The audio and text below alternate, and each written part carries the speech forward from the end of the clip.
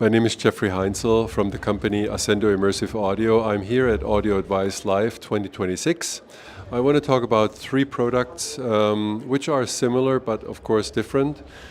It starts with THE10 passive on-wall. It's a 10-inch coaxial loudspeaker where we have the tweeter right inside here. I don't know if you see, it's transparent. The tweeter is in here.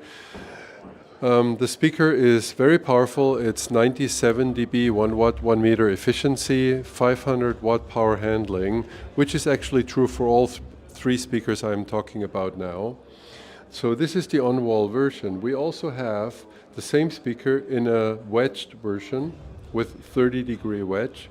So it's perfect for, right wide, left wide speakers or top speakers or rear speakers where you need a certain angle to have a better, pointing to the audience.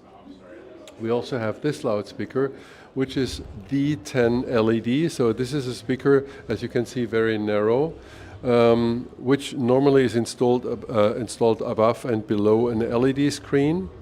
Of course, you can install it also for any other application. They all utilize the same driver, very similar crossover, very similar performance. So we're doing about 127 dB with these loudspeakers, 500 watt power handling.